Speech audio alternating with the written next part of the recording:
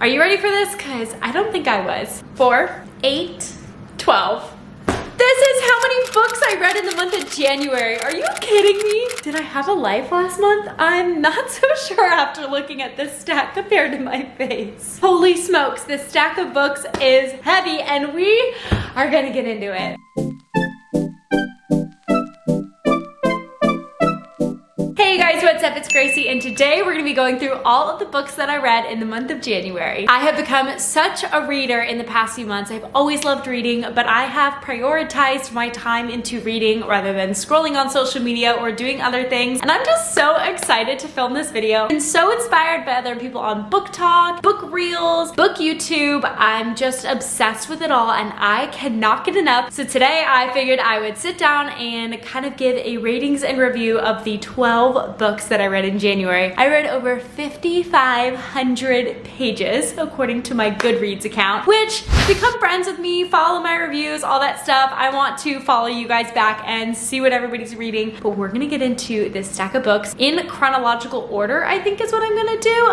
Things that I've read, I've kept it all in order, so let's get into it. If you're new here, do not forget to subscribe down below so you don't miss another video. My goal is to do one of these videos every single month and maybe start reading vlogs or something like that because I find them so interesting. Other than that, I have life here in Tampa as well as travel videos, so you should subscribe below. We're just gonna dive right into it because the first book I finished in the year and in January, A Court of Mist and Fury. I had just finished A Court of Thorns and Roses right before the new year, and like January 1st, I finished this book. I devoured this book. It was all I was thinking about 24/7 from the time I finished the first one until the time I finished this. A Court of Thorns and Roses is a series. They call it the ACOTAR series. I have now finished this entire series, spoiler alert, for January. I will say I'll try and keep the spoilers to a minimum in case you guys haven't read these books yet, so I won't do anything that disrupts your reading era. So just know that before we start this video. But this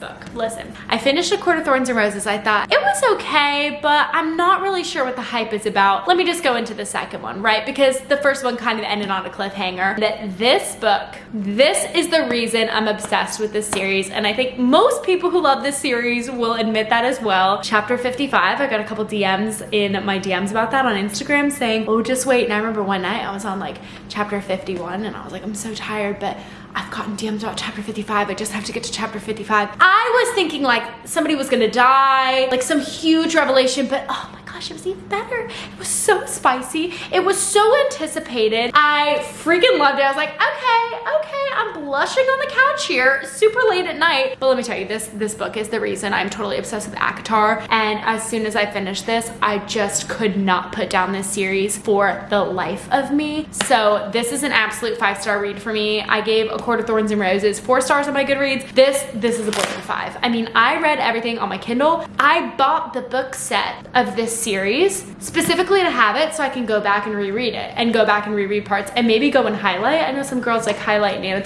These books have not been read. They were on my Kindle, but let me just tell you, okay, I'll try not to spend too much time on this book. If you have not read the ACOTAR series, it will take over your whole life. It is a ton of pages, but let me tell you, there is something so magical about it. I read Fourth Wing and Iron Flame at the end of last year as well and fell in love with fantasy. I never thought I'd be into it. I did not think I'd be obsessing about a book about fairies and mythical magical lands, but let me tell you, this in conjunction with like a dark academia playlist in headphones or on the TV,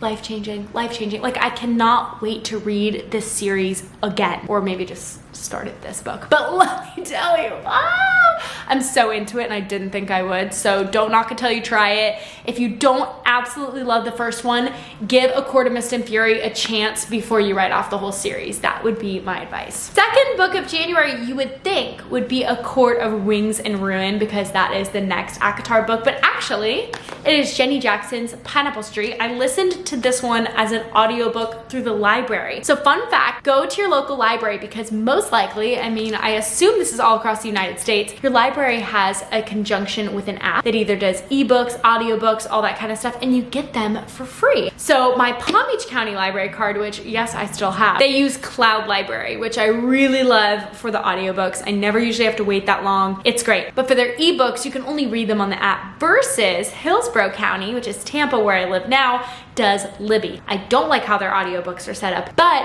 their ebooks go to your Kindle. So some of the books that I've been reading have been through the library, but they go straight to your Kindle for free. So go to your library, get a library card, see what it is. I have a bunch of books on hold that I'm just waiting to come in on my Kindle, and it's great. And they're free. But I did listen to Pineapple Street as an audiobook. Yes, I went and I bought all the physical copies of the books. I don't know, I'm just like starting a library. I'm not really sure, but all in all, I did not love this book. This book is about a super wealthy family, the Stockton family that live in Brooklyn in New York City, and it's basically all of their rich people problems. Now I understand where the author was coming from, but I didn't love it. I felt like when I was listening to it, I just wanted to rip out my earphones. I was hoping. I kept listening, thinking it's all gonna come together at the end. There's gonna be like a good moral of the story. Maybe there's a more, I don't know. I personally, I'm not a fan. I didn't love it. I kind of felt like it was a waste of time. Sometimes I just do feel that about audiobooks. So maybe as a physical book, you would like it more. If I were gonna tell you yes or no, I'd say skip it, find something else. But you know, I like to listen to audiobooks when I'm in the car. I'll put my AirPods in when I'm doing laundry, different things like that to pass the time, but also like have entertainment more than just music.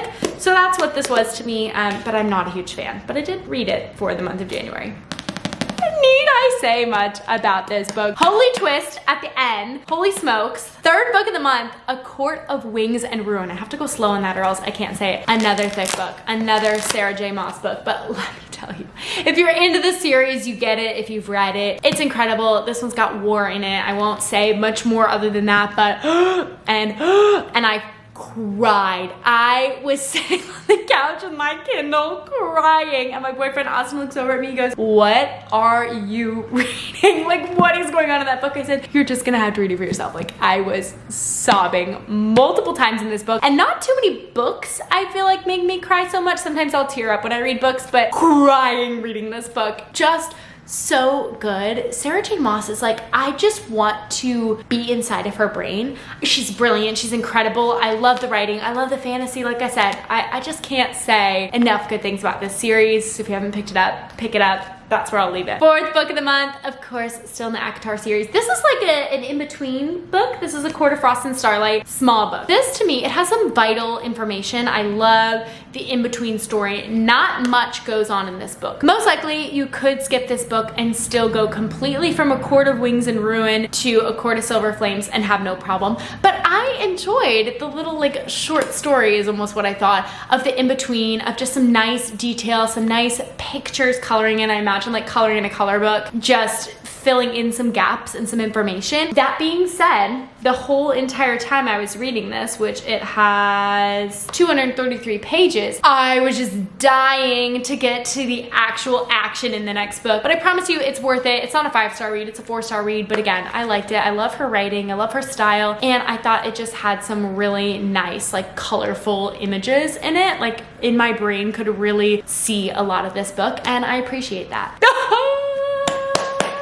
A Court of Silver Flames. This follows Nesta, Feyre's sister. I won't give it details, like I said, I won't spoil it. Definitely the thickest book of the series, but let me tell you, when I finally looked up stuff about the ACOTAR series, because I did not want to spoil anything for myself. If you are starting to read it, don't look up fan art, don't look up anything, don't spoil it for yourself. But after I finished this book and I realized that Sarah is having more books come out for this series, I just about fell to the floor. This is a good one. Nesta is stubborn. I really didn't like her, and this book really gave me a new appreciation for her and for some of the things that were going on in this book. A little bit of spice in here too. I just loved it.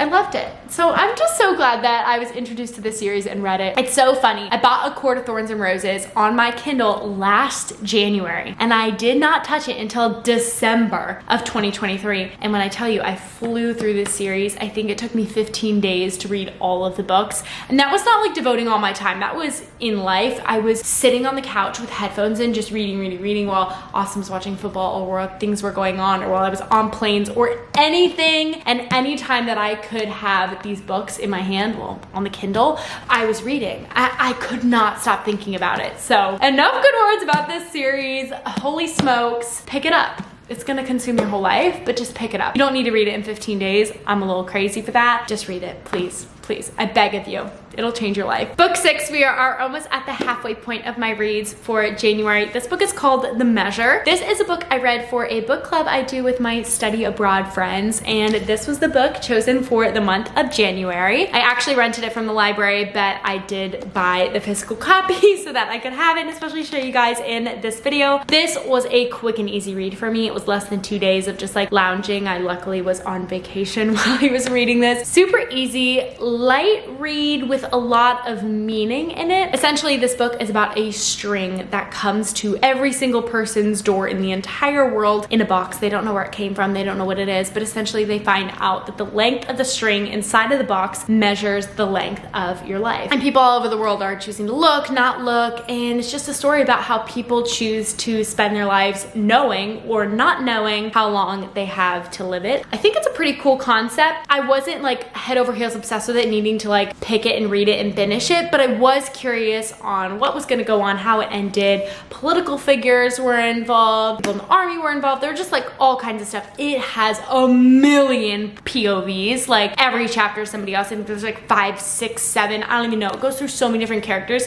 so that got a little confusing. Like it would jump from like Nina to Ben to Mara to Javi, like so many people it was jumping through, and I didn't necessarily love that as part of it. Like I said, I wasn't always itching to pick it up, especially because sometimes it's like, wait, whose chapter is this again? Then you find out, you know, characters are intertwined and all kinds of stuff. So it was okay. I gave it a 3 on my Goodreads. That was my numbering for it. I wouldn't say it was a worthless read, but I wouldn't say like, you need to go pick this up, like I would say some about these other books. So that's my 2 cents on it. I thought it was great for a book club. We had a lot to discuss if we would open up our boxes, see our strings, what we would do. So really great like food for thought in this book, and especially if you have friends to talk about it with, I would recommend for a book club, but I wouldn't say like you just need to go pick up this book right now. But if you have a book club or have a suggestion, like you might want to read up on this and see if you'd be interested. Book number 7. I got this book as an ebook sent to my Kindle from the library. I also read it on vacation. I decided before I started a new fantasy series or anything else that I was going to be reading, I wanted a lighthearted, nice beach read, and Jojo Moyes, I believe is how you pronounce her name. She has a lot of books like that, right? So this one was available right away, and I said, sure, let's download it, let's read it. This book is essentially about 2 women who get their bags mixed up at the gym, and they have to live each other's lives almost in a different way. There's Nisha and Sam. They are 2 totally different people. Sam is like scraping to make money work, hard at work businesswoman, and Nisha is like super opulently wealthy on vacation from New York in England, gets shut out by her husband, all kinds of stuff. Like I said, won't be doing any spoilers. I think it's a nice beach read. I felt like it was a little too dragged out at points where I'm like, okay, come on, Jojo, let's get to the point here. It switches between these 2 women and their point of view, so you have 2 point of views in this story, but I thought it was a good beach read. I ended up actually finishing it on the plane back because I wasn't itching to pick up the book, but I did think it was overall a really good story. I did enjoy reading it. It's kind of like, you know, Nisha goes from this like super wealthy woman to now she's like, oh my gosh, I have no money, no nothing. How do I live? That's the only spoiler I'll give. So it's kind of nice to see the comparison and the differences between the 2 women. I thought it was an overall good read if you're going on like a little beach vacation, spring break, something. This could be a great, nice, lighthearted read. Not something that you're like, girls, I can't do that because I'm busy reading. It's kind of like, oh, I'll put down the book and I'll come join you and do something. So it's not a pick it up and you have to finish it. It's kind of like pick it up, put it down. It might be good for a book if you just like want something casual to read, but still a good story. I either gave this 3 or 4 stars. I can't exactly remember because I didn't think it was a total waste of time, but it wasn't my favorite book ever, but I enjoyed it. Holy smokes, mixed reviews on Goodreads. I was second guessing my opinion of it when I looked at Goodreads, and I shouldn't have because sometimes I do that. I did end up giving this book a 4. None of this is true. Listen to this as an audiobook as well through the library. And boy, oh boy, I thought I knew exactly how it was going to end, and then it did not end that way at all. Well, it kind of did, but it kind of didn't. So there are definitely some twists and turns in here. There were a lot of times I was reading it going, ooh, this is weird. This is I don't like it. So there were definitely parts I didn't love. I maybe should have given it a 3. I probably would rank it around a 3.5 because it was interesting. I do like a mystery and a thriller. It made me not want to stop listening at some points. Like I kept trying to like do things so I could keep listening to the audiobook. So if that tells you something, I'm sure if I was reading the physical one, I'd be like, one more chapter, one more chapter, one more chapter. There definitely were cliffhanger chapters. I did end up enjoying it. It's a little screwed up. It's a little weird. It's a little crazy. It's nothing like anything I've ever read before. So I would recommend you to pick this up to try it if you're looking for a mystery or a thriller. None of this is true. I really enjoyed. Also, kind of freaky, kind of weird. So once I had my little in-between of finishing ACOTAR and saying, okay, I'm ready for the next series. Do you know what the next series is? This is what everyone was recommending to me after ACOTAR. Throne of Glass. So I have started this series. This is the first book in the series. There's a lot of hot and heavy debate about when you read The Assassin's Blade, which is technically a pre-story to Throne of Glass, but the author wants you to read it after the second book, actually. So I did start with Throne of Glass because Sarah J. Maas on her website, on her FAQ, said to read The Assassin's Blade third. So I started with Throne of Glass. You read whatever you want to read. My vote still is third position. Okay, so I liked this book. Same thing like A Court of Thorns and Roses. I wasn't obsessed from the first book, but I really did enjoy the book. It's about an assassin. That's what I'll give you, an assassin named Selena. Basically, she's competing to become the assassin of the king. That's what I'll tell you. Loved it. Twists and turns, great characters. Like I said, I love Sarah's writing. I really do. I love it so much. But I wasn't hooked after the first one. I gave it a 4-star because I know I'm gonna like it, right? That's what I was thinking after I finished it. Still, great book, loved it. Would recommend starting this series as well. But I don't know. I haven't finished the series, of course. So I'm not sure if I would recommend starting this before or after ACOTAR because I just feel so impacted by ACOTAR that sometimes I get distracted reading this thinking, I wish I was reading about Feyre. Why? I don't know. That's kind of how I felt. People recommended reading this after the ACOTAR series. Like read the ACOTAR series, then go to Throne of Glass. You'll appreciate it a lot more. I said, okay, you guys know best. And then go to Crescent City, which is her other series, which I have nowhere near started yet. No spoilers, please. It will be happening this year, though. It will be happening this year, Crescent City. But anyway, Throne of Glass, great read. Obviously led me into the next book. But here's what I will say. I liked it, right? And I'm thinking, oh man, I'm probably gonna get really into this series. So let me read something else I really wanna read before I get sucked into an 8-book series I can't get out. Which then comes book number 10, Love Theoretically. I read this in a day. I was hooked. I've read a couple of Ali Hazelwood books before, and this was just so scientifically packed. Some of the things I was reading, I was like, I have no idea what this is. I have no idea. But so good. It's steamy. It's a love story. It's romantic. I mean, they're kissing on the cover. It's great though, because I feel like I learned like sciencey and chemistry like words and different things where I'm like, oh, this is very interesting. It's a different kind of romance read, but I appreciate it so much, and I do really like her writing. This became available through the library, which I think at least that this is a pretty highly sought after book, so I was shocked that I got it so fast through the library. So I said, before I get into the 8-book series, let me read this, and I'm so glad I did. Nice, lighthearted, great romance book. If you like romance books, pick it up. Elsie and Jack are just, you know, it's enemies to lover. It's enemies to lover trope. So in comes in book number 11, Crown of Midnight. This is the second series in Throne of Glass. This is where I really started to like this series. I'm on the 4th book, I'll just tell you that now. And I'm still not as into it as I was ACOTAR. I like it, but I'm not so absorbed in it. I'm wondering if I read it too close to ACOTAR. But what I will say is this is the book where it really starts to amp up. So same thing, if you read a Sarah J. Maas book, at least for the ACOTAR series and for the Throne of Glass series, get to the second book, get to the second book, get to the second book. This is what really pulled me in, and then I couldn't put it down. So this one I really couldn't put down. I was like, okay, yep.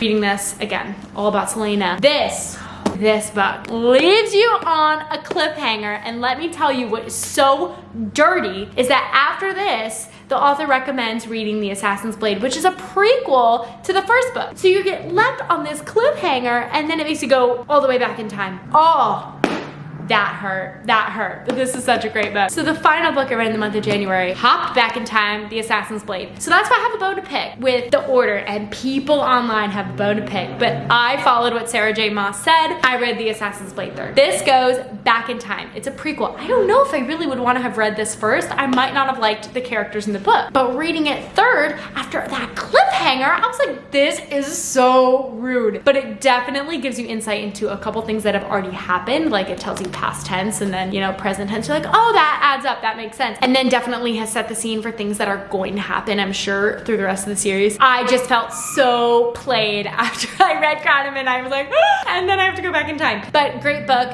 This kind of reminds me of A Court of Frost and Starlight, where it's like just kind of an inner book. I wasn't in love with this book. I was like, oh my gosh, I just need to get to book 4. I just need to know what happens with this cliffhanger and what is going on. Meanwhile, I'm going back in time. But still, great writing, good book. I think I gave this a 4. It wasn't incredible because I think I was just so hung up on getting to Heir of Fire, which is the 4th book, that I just was like, I cannot believe I'm reading this one right now. It was a great book and definitely a great way to finish off my January. So now here we are in February, in the month of love, and this is the first book on my list. So I'll give you a little sneak peek into the books I'll be talking about next month. You can probably guess that it'll be the rest of the series, or hopefully most of the rest of the Throne of Glass series. I'm also listening to an audiobook too, so I'll have some other fun things thrown in there. But I'm currently on Heir of Fire, and I want to stop filming this video so I can get back to reading it, okay? I'm about halfway through at this point. Here's my little Dunkin' Donuts gift card. It's a little bookmark. This series is so good. I guess I'm Sarah J. Maas's #1 fan at the moment. I can't freaking stop talking about her books. But those are my 12 January reads. 5,545 pages worth of books that I read. That is so much considering when I looked at my Goodreads from last year. I think I read a total of almost, not quite, 15,000 pages. So the fact that I read 5,500 pages in 1 month, I can't wait to see where I go this year. My love of reading has really come back, and I think I'll do a little sit down video on how to spark that love for reading, because maybe you're seeing this and you're like, I have no idea what any of these books are, or I could never read that many books in a month, or I'm not interested, or I have no time. I promise you, I did not think I had the time to read, first of all. Nonetheless, read this many books and just be so absorbed and so in it. So I think that there's definitely things to talk about there where I have just given up. Some other things that I actually have decided I don't even need anymore because I'm so enthralled by the things I'm reading. Other times I think, oh, my brain's too tired, I can't read. But if you pick the right book, these sweep you away. At least in my opinion, they sweep me more than any TV show really can. You can picture it in your brain, especially with music. There are so many things I want to talk about, but those are my January reads. If you have any suggestions for February reads, obviously I'm in the Throne of Glass series, but I'm not opposed to throwing in books here and there, especially if they're audiobooks or quick books, kind of like Love Theoretically, if it's another series or something you have recommended. I have all year to read, so leave them in the comments down below and I'll add them to my Goodreads want to read so that I can keep track of them. Also, you guys can follow me on Goodreads or become friends. I don't really know what it is. You can follow people's reviews, but you can also become friends. I'm open to either. I just realized I had so many friend requests that literally this morning I accepted all of them. I was like, oh, look at all these people reading books on my feed. I love it. I love it. I'm not saying I'm gonna become a booktuber, but I'm quite frankly obsessed. So if you like books and you have good recommendations, let me know. I want to do more of these videos because the love of reading has sparked back in me and I just can't get enough. So that's all for today's video. Like I said, if you have any book recs, leave them down below. Let me know if you've read any of these or if you're gonna add them to your TBRs. I'm so excited to continue reading and continue doing these videos. So if you like this video, give it a thumbs up so that I know, and I will see you guys in the next one. I love you so much and I will talk to you soon. Bye!